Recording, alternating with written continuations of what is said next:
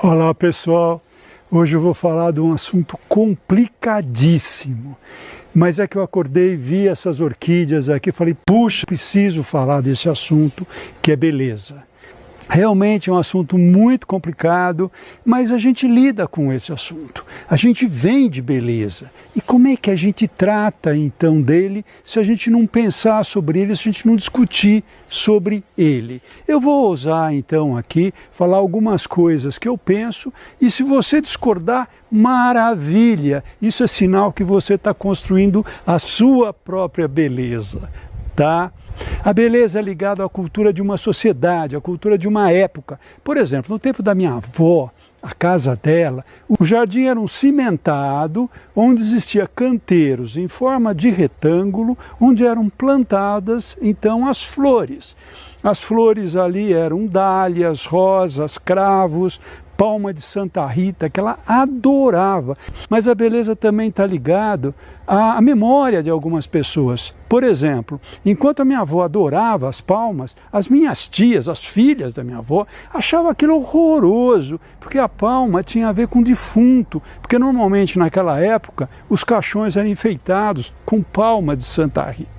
A beleza também está ligada à moda. Nos anos 50, quando se usava aqueles móveis palito, né, que eram bastante charmosos, a televisão, rádio vitrola, os sofás, enfim. Se usavam também os vasos em forma de cone e ali se plantava uma coisa que estava super na moda, que era a ficus elástica, que era uma plantinha com aquelas folhonas, né? Normalmente as pessoas passavam um óleo naquela folha para elas ficarem bem brilhantes. Então era aquela plantinha, né, cheia de orelhas enormes, tal.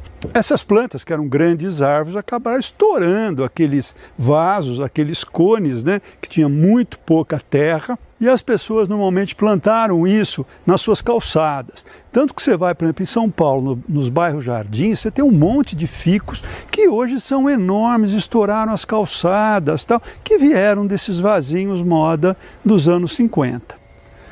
A beleza também tem a ver com a experiência. Por exemplo, olha essas orquídeas aqui do meu lado. Para você pode ser mais uma orquídea comum, realmente é uma catleia, como tem tantas outras. E você deve conhecer umas muito mais interessantes, raras, etc. Mas para mim, eu que plantei, eu que cuidei, quando ela floresce, ela tem um sabor todo especial. Essas são as minhas orquídeas. Vamos falar um pouco de composição de vegetação. Nós podemos ter composições homogêneas, heterogêneas, composições simétricas, composições assimétricas. Vamos falar das composições homogêneas. Você pode fazer essa homogeneidade em termos de cor.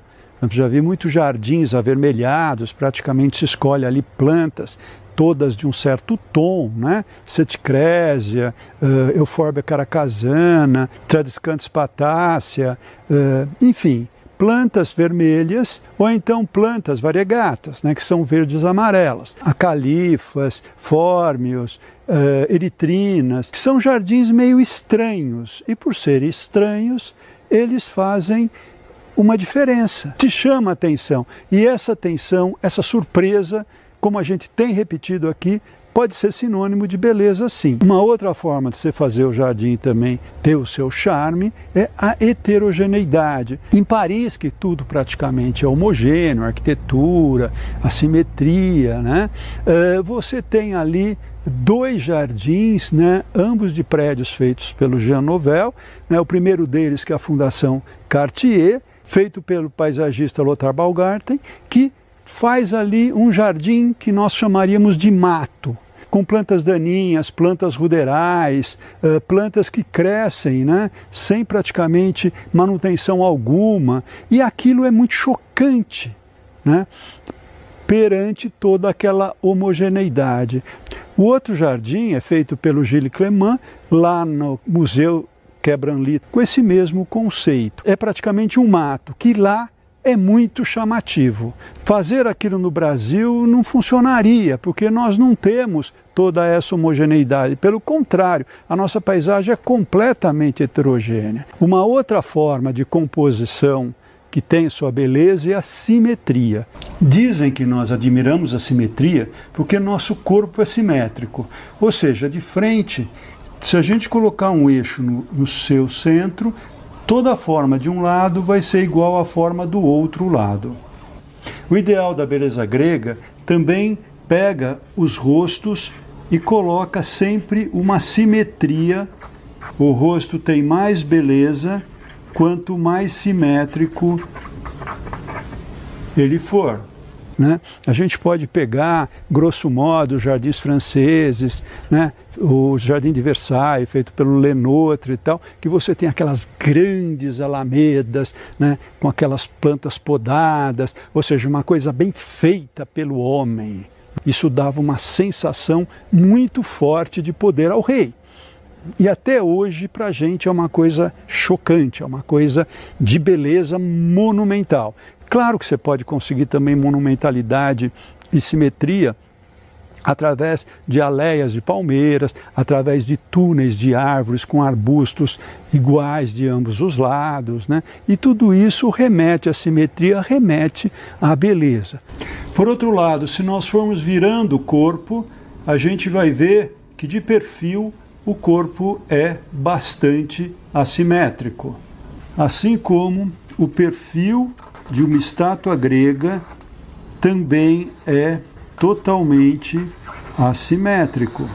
Por outro lado, também os jardins assimétricos são espetaculares. Eu acho que o Burle Marx é o nosso grande mestre da assimetria.